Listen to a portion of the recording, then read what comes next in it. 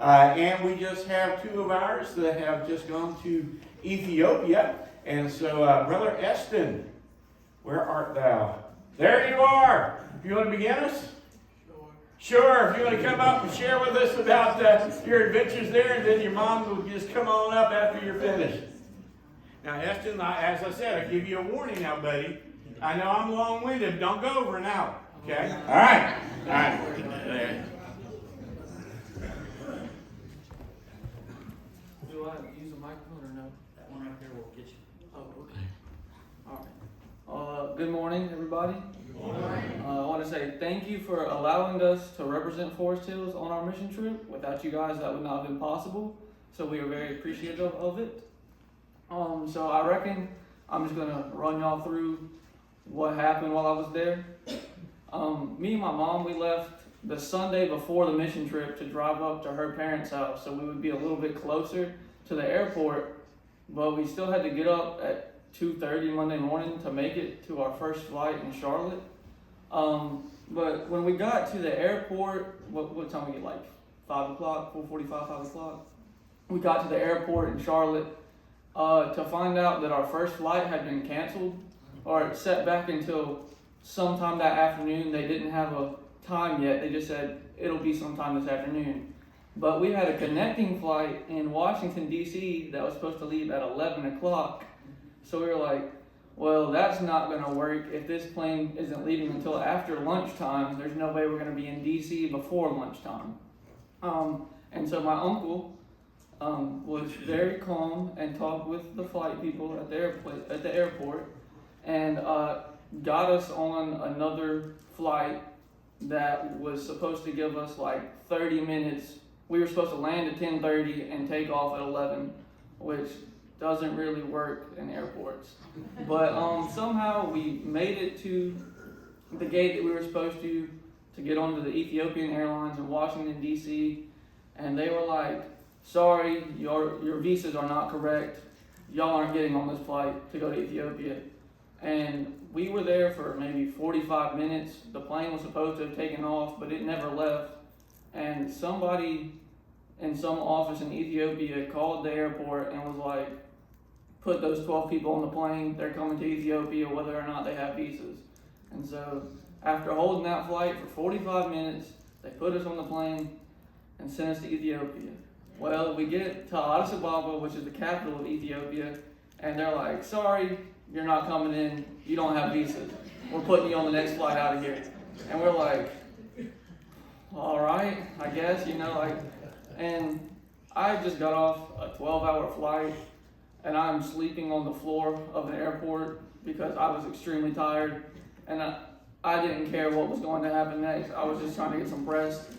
And after laying on that floor for about 2 hours, they were like, hey, they held the flight, somebody called, they're pushing our visas through, we're getting on this flight too, we're going to Arba Minch. And we were like, right on, we handed them a $50 bill, got our visas for 2 weeks, and got on that plane.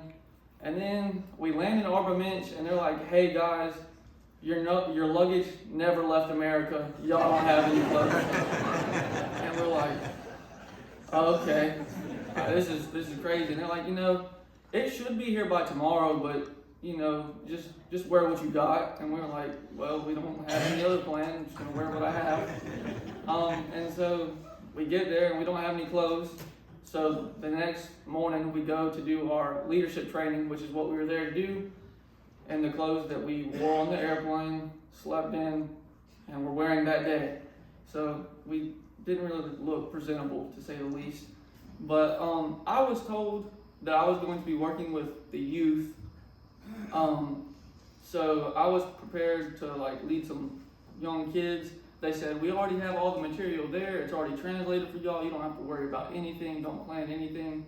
We got it. We'll just hand you these pamphlets when y'all get here. And I was like, okay, that makes sense, because the pastors are doing men's training. The women are doing women's training. I was like, so mom's here, dad's here. Somebody's got to watch the kids. That's my job. Easy enough. And so we pull up in our van to this church, the mother church in the city home though. And there's a bunch of little kids outside playing. And they run up to the van. And I was like, okay, these are the kids I'm working with. And some guy walks up to me and he's like, all right, they're ready for you downstairs. And then he was shooing the kids away, and I was like, that doesn't make sense. He's shooing the kids away. So who am I going to be babysitting? And so I walk into this room downstairs, and all I see is facial hair. I'm looking at guys that are like 35 years old. And somehow it got lost in translation that my job was actually going to be training the youth pastors. And the pamphlet that I had on it, it was geared for kindergarten to third grade kids. And so I was like, man, I don't want to be like seen rude or disrespectful. I was like, if these guys are the youth pastors, I'm sure they have some knowledge of these Bible stories from Genesis and Exodus. So luckily, in my carry-on, I had a couple books. One of them, Pastor Tim gave me a few years ago. And so for the first 3 days there, I just took them through that book, just chapter by chapter. And we just went through that book. Do you guys have the pictures? I'll show you the pictures of what I walked in and saw. So these are the kids that I saw immediately when I walked up. And I was like, cool deal. And you can go to the next slide. That's not my favorite. They're apparently not in order. There you go. Next slide. One more. Alright, that's not my slide either. Sounds like the beginning of the trip. Do you know what order they're in, Mom? Can you go to the next slide?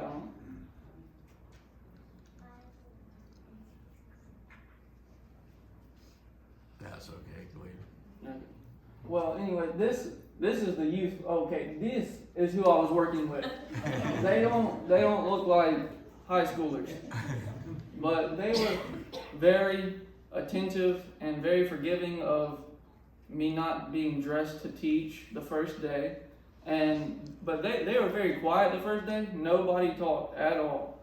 And so they just like nodded their heads, and so I guess they got what I was getting at. But the second and third day, they actually started to interact with me a lot more, and they would ask questions, and it was very nice to kind of build some relationships with them. A couple slides back was the head youth pastor of the Mother Church, and so the Mother Church, his name, if I'm pronouncing it correctly, it could be wrong, his name is Abash, and he is in charge of the Mother Church, which has 5,000 members.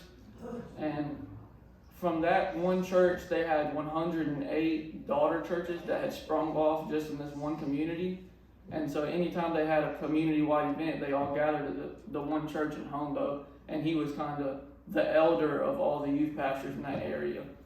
And so he kind of helped direct me and keep me straight, I guess. And he actually pretty much told them that they had to start interacting or it would be disrespectful. And so they got with the program too. But anyways, he was one of the people that I got his email, and I've been in contact with him some. And there was a couple slides back, there's a picture with me and 3 guys. I don't know if we can show that again or not. Yeah, okay. So the guy in the middle, his name is Mandala, and he probably impacted me the most. I have stayed in steady contact with him. He was actually a youth leader in his church. He was one of the youngest people there. He just graduated high school this year. And I just found out last week that he got accepted into the University of Kentucky.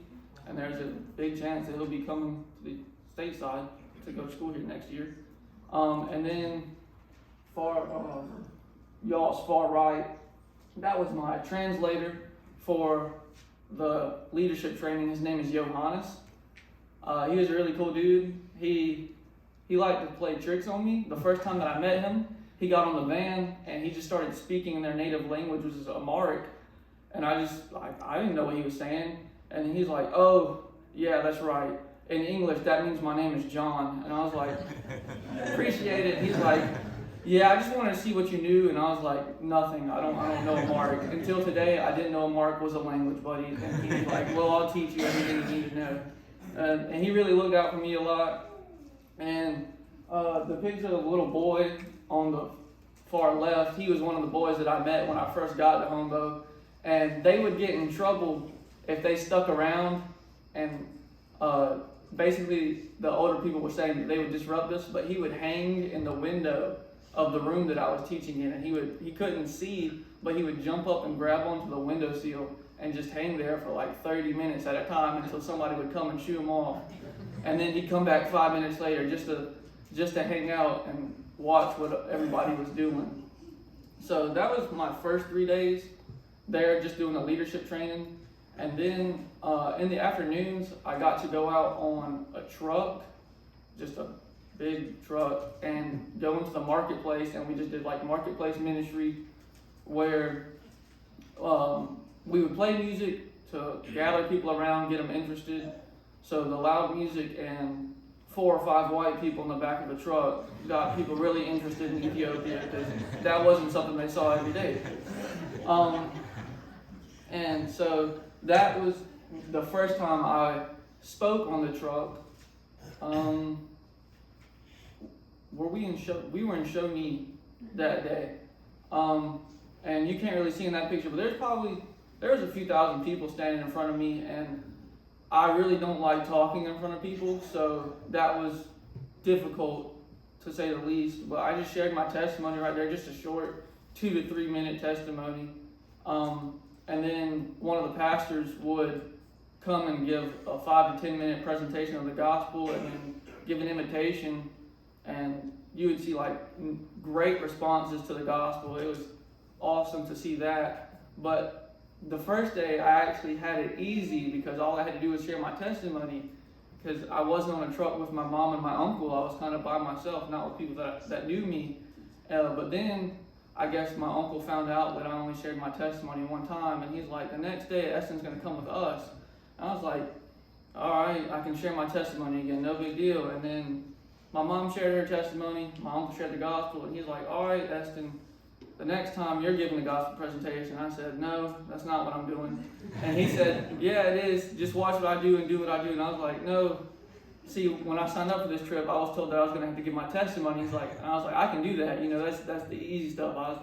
He's like, yeah, I know, but that's too easy. He said, you're sharing the gospel next, so gather something, get ready, because you're doing it. And I still thought he was joking, but they handed me the microphone and pushed me to the front of this truck.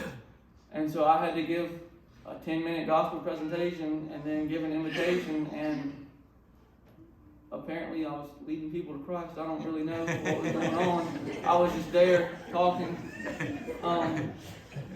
But yeah, that was really interesting. And I think I have a video. It's like a 14-second video, just the number of people that would gather around the truck at the marketplace.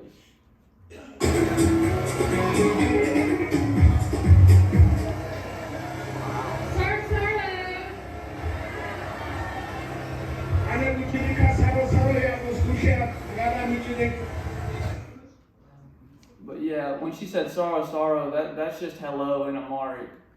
They would really enjoy it if we would say like small phrases in Amharic that would really get the people going. They would start hooting and hollering if we said hello, or Jesus Christus is Goda, that's Jesus Christ is Lord. They thoroughly enjoyed when we would start with that.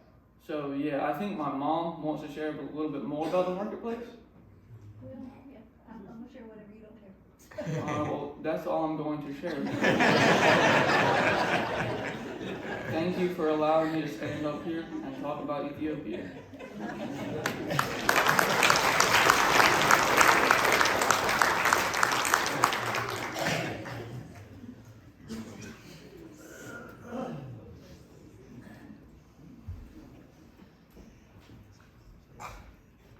Well, Eston covered quite a bit of it. He tried to make me go first, but I refused to let that happen because I knew if he got up here, he would talk more.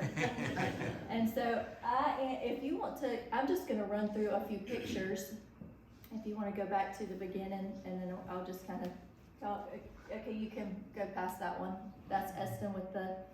So, the picture of the church here, Eston was talking about the mother churches. So he went to Hombo for leadership training, and I went to Ethopia. Ethopia was a little further out in the jungle, a good hour and a half down what they called roads. It was really just muddy potholes, and it was a rough ride. Through the jungle, little grass huts, all of this, and then you turn down this little dirt path and turn down another little dirt path, and this gate opens up to this mother church right here. And this is the mother church for the area of Ethopia. And this is where I did leadership training for the women. And because the slides, due to my technical ignorance, are out of order, I'm just gonna go through the pictures. So this picture of this beautiful flower is at the school, which we visited the last day. You go ahead. This is another picture of the school that Pastor Tim mentioned, part of our Harvest Day monies will be going toward. And I took pictures of this because this is a wall on the outside of a classroom. It's amazing how resourceful they are with their stuff. You can keep going. This is a picture of the school. With the day we visited, school had been in for 2 days. It is a private school that Holly and Sadali, Holly, I don't know if you remember him, came to our church and spoke. He and his wife started this school 7 years ago, if I believe, is that correct? 7 years ago. And they have added us a age every year, some years a few more, until they are now into the 11th grade. They have as far as the 11th grade. And they are continually in the building process trying to make room for the students to come. So now we'll skip back to my leadership training. This is the ladies that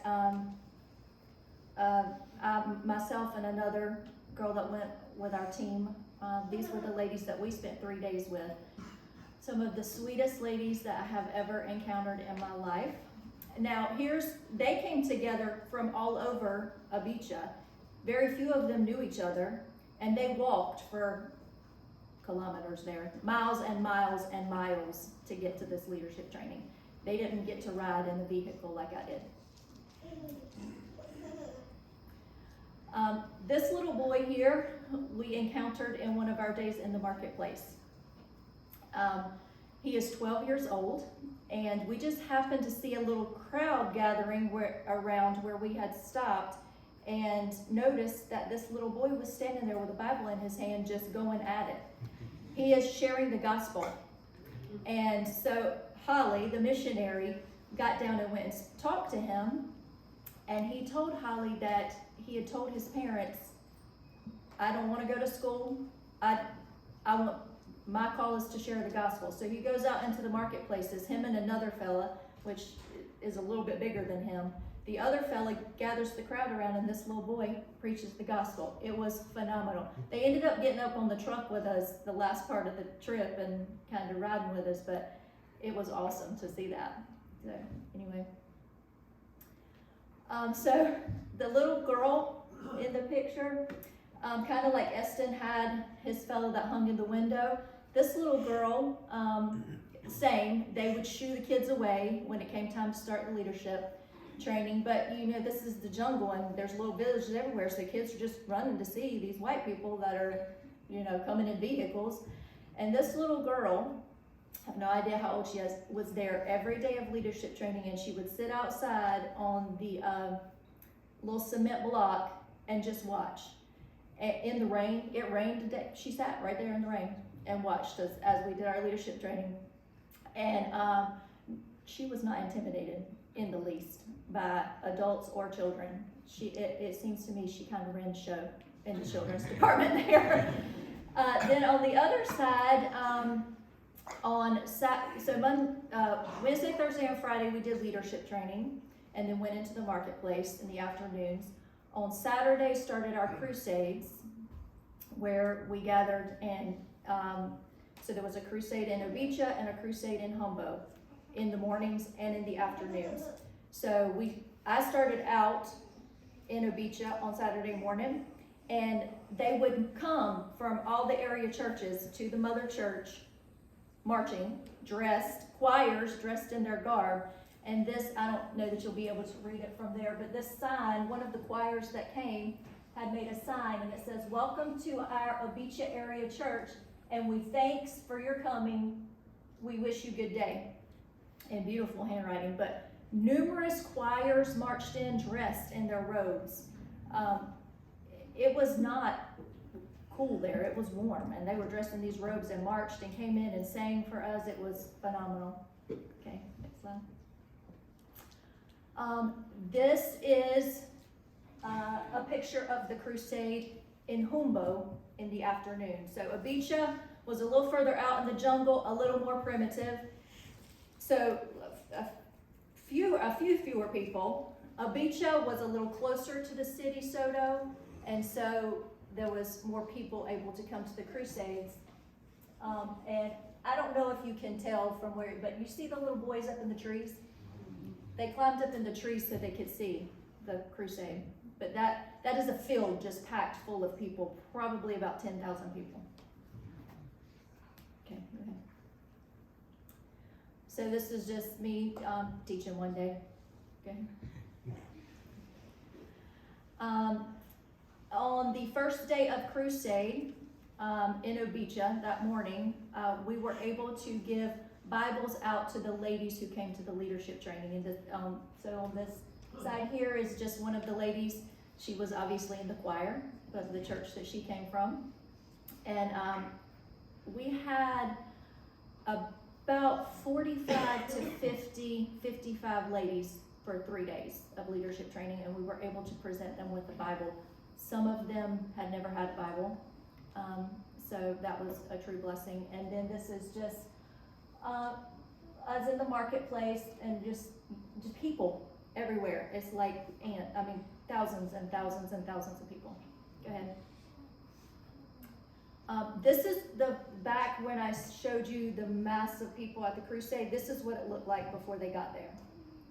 So it's just a field looking down, and by the time we started, that field was full of people. Go ahead.